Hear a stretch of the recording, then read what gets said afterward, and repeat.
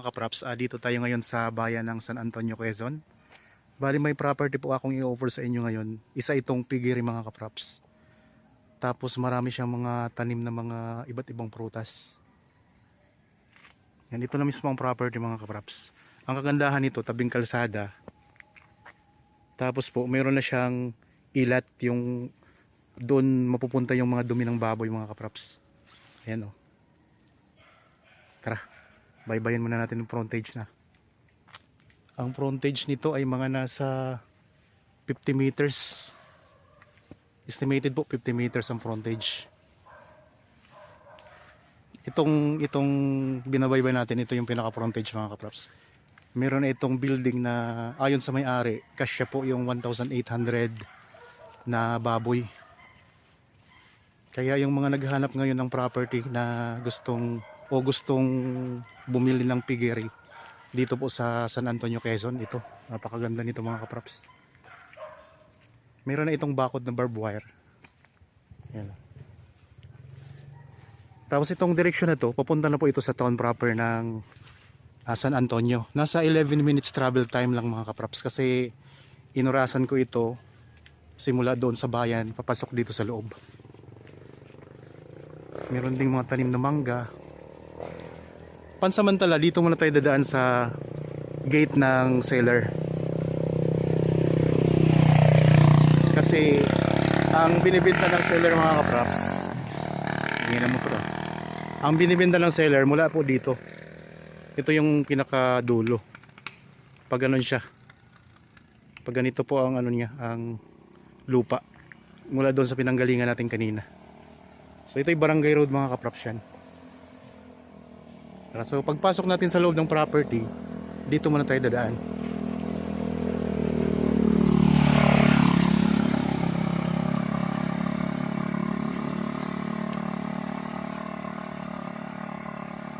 Dito tayo pansamantalang dadaan. Ako nga po pala si Bads, ang inyong laging mga kasama para po sa virtual viewing. Habang kayo po ay nagpapahinga sa inyong kanya-kanyang pamamahay, samahan nyo lang po ako sa pag-ikot dito sa property.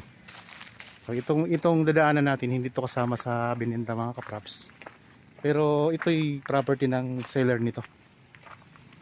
Tara, puntahan na natin. Doon tayo sa mismong property na binebenta. Ang sukat kasi nito mga kapraps ay 7,600 square meters. Titled po ito. At ang presyo ay makikita nyo sa description box at sa title nitong video. Kung sakaling may mga tanong pa po kayo na hindi nasagot ng description box, pwede kayong tumawag sa amin. Mayroon tayong Viber, cellphone number, Facebook Messenger at saka WhatsApp. So, medyo madilim na kasi hapon na po ang pagpunta namin dito. Hinapon kami. Ito yung mga building mga kapraps. Ito yung nabanggit ko kanina na ang kasya dito ay nasa 1,800 na baboy. Ganon kadami.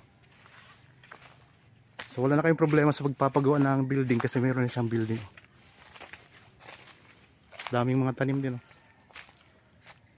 Lansones, ano pa ba, mga adalanghita. Mayroong mga niyog, maraming niyog. Tapos dito mayroong ilat na doon na pupunta yung, pwedeng doon dumaan yung dumi ng baboy mga kapraps. Meron ding mangga. Yan, may puno din ng mangga. Tapos yung lupa, patag na patag. Tingnan nyo. Patag na patag ang lupa. May mga dalanghita, may mga bunga na rin dalanghita.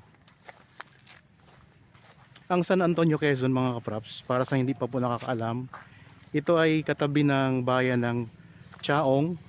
Tapos katabi din po siya ng Padre Garcia sa Batangas. Malapit na lang din po ito sa Lipa. At malapit lang din po ito sa San Pablo. Yan, dito may mga puno din ng mangga.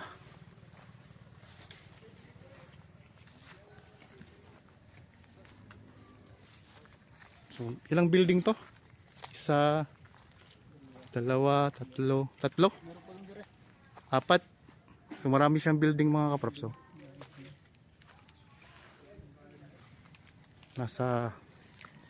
Nasa ano, apat ang building. Tapos ito yung daanan ng ano, ng tubig. Dumi, papunta sa ilat. Papunta ba sa ilat? Mayroon ba tong ano?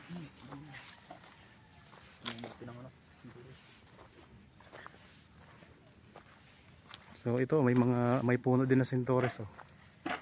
Dalanghita, dalandan. Tapos sa area na to, ang daming mga lansones, oh.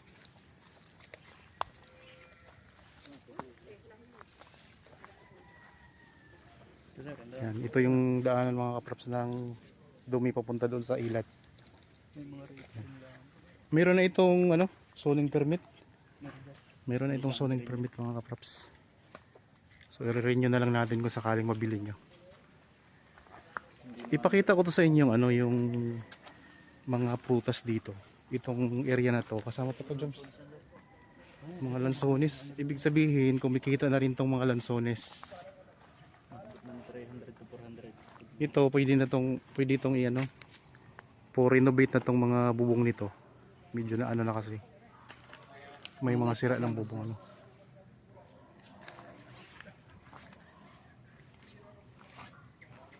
Dito tayo sa may bandang likuran ng property. Ito yung mga tanim niya, ang daming mga lansones. Tapos mayroon ding mga niyog.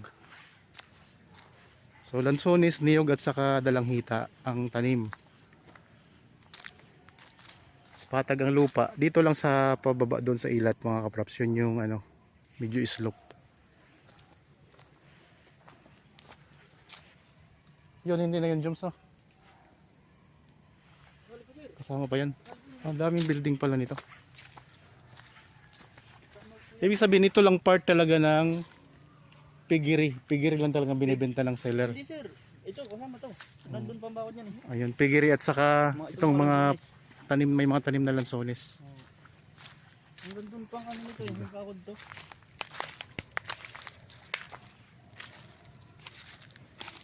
Mga kaprops, ang ganda. Gandang property nito. Imagine niyo 11 minutes travel time lang papunta sa bayan. Tapos malapit na kayo sa Padre Garcia, yung sikat sa bilihan ng mga baka. Katabi na kasi itong San Antonio. May bakod na to, palibot pala, no? May bakod to sir. Yung babakuran lang pala natin mga kaprops, doon lang sa ano, sa paghati nitong property. Ayun, tingnan natin yung bakod. Yung pagbabayang. Tapos sa pang building.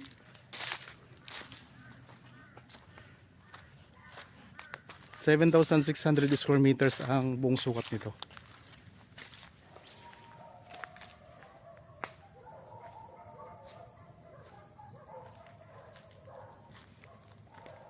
Yan ang bakod niya sir. Yan may bakod niya.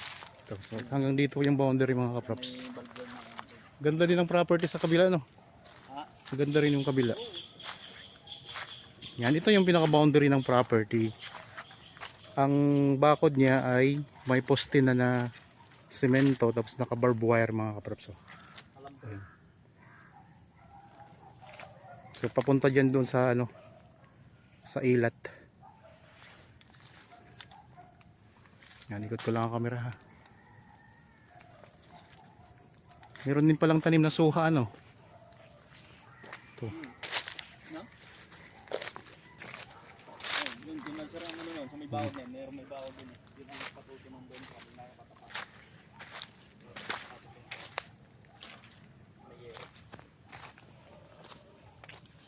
Ito yung pinakauna naming post dito sa aking YouTube, ang sa bayan po ng San Antonio na property. Yan, ito kasama po itong building na ito mga kaprops.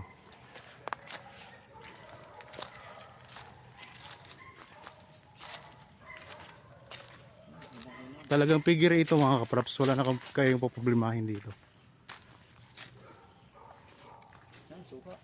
Ito may bunga ng suha.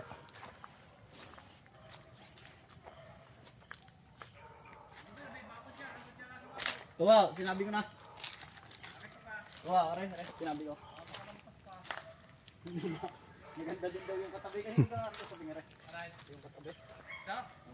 Dito na eh. Kasi ito na lang pag ganun. Oo, arin na. Yan, may bakod din. Simula dito. Kung naliliitan dito, pwede magdagdag kung diyan kukuha o din sa ibaha. Ah, dito sa mahogani, itong mahogani, diretso doon. Yan, may ano yan. Hindi lang to sakop ang mahogani, no? O sakop pa? Sako pa? Arit pa eh. Ay, pasok nga po. Ah, pasok to. Ay mga kaprops, pasok pa pala yung mahogani. Simula dito sa poste, itong poste na to. Poste na yan, yan pala sir. Yan, ito yung pinakahangganan niya. Itong poste na to, pasok tong mga mahogani. Yan. So marami din siyang tanim na mahogani mga kaprops sa boundary niya. Pupunta doon, oh. Bago isama ninyo yan, sabihin nyo kung naliliitan sa lupa, Pwede Ah. na daw. Ah, pwedeng mag-expand. Kanila din pala yan. Ah, yun mga kaprops, kapag gusto nyong mas malaki pa, pwedeng i-expand natin doon. 2 hektarya, Oo. pwede kumuha dyan. Pwedeng i-expand pa.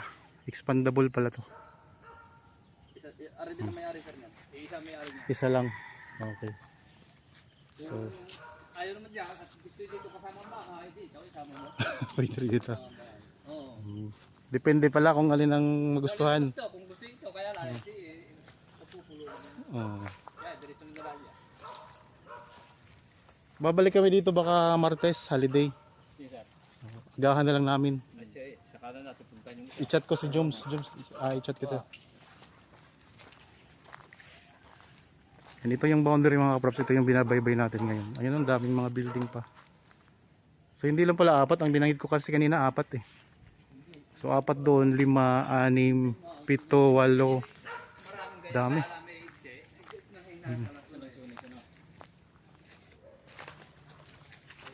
Marami palang building mga kaprops. May tangke pa, pasok ko yung tangke niya.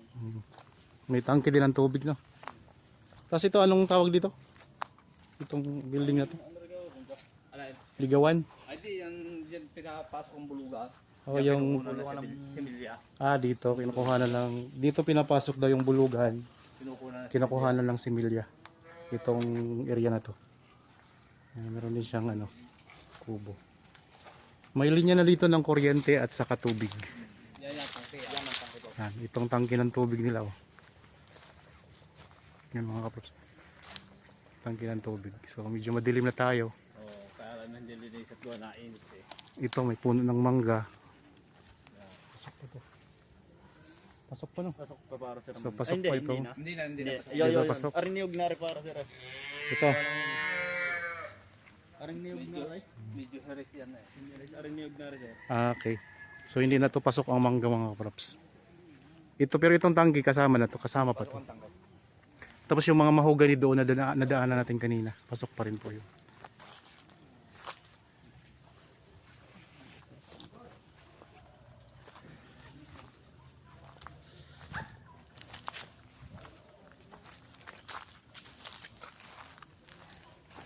Yan, sa mga marami tayong mga viewers na naghahanap ng pigiri, ito yung hinahanap ninyo. Mayroon ng zoning permit mga kaprops. I-renew nyo na lang kapag nabili nyo itong property. Tingnan nyo ang mga niyog na kahilera din. Hilera din siya. Tapos dito, ang ganda ng pagka hilera-hilera ang mga tanim na niyog. Yan, may baboy pa nga dun, oh.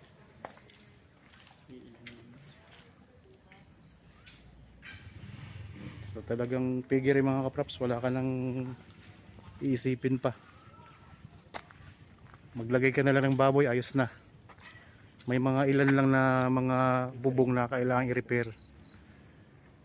Pero madali na lang po yan. Mayroon ka ng mga prutas, mayroon ka pang pigiri dito. Okay, balik tayo dito sa may kalsada.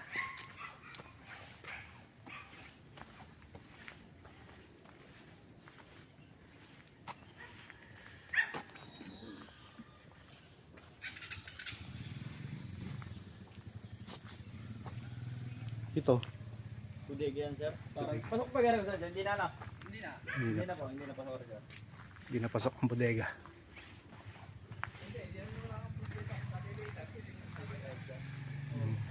Tapos meron pa ditong tangke ng tubig.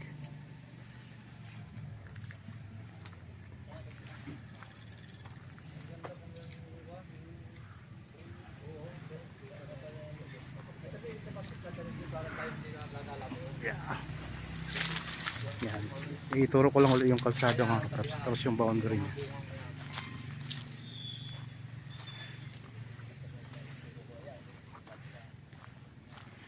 Yan, dito na tayo ulit ngayon sa harap ng property, sa tabing kalsada mismo.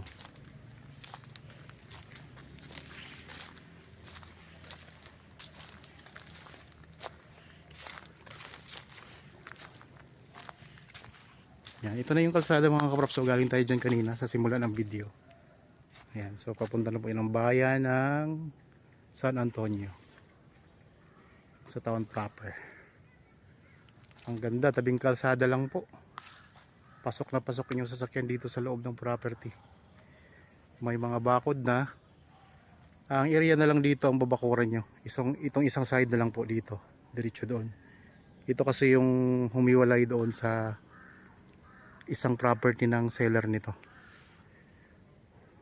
So 7,600 square meters titulado dito sa bayan ng San Antonio, Quezon. Okay mga kapraps, sana nagustuhan nyo itong property na in-offer ko sa inyo ngayon. Para po sa mga bago pa lang sa aking channel at napadaan lang po dito sa aking channel, huwag nyo pong kalimutang mag-subscribe at pindutin na rin po ang notification bell para maging updated kayo sa mga bagong property na i-offer namin.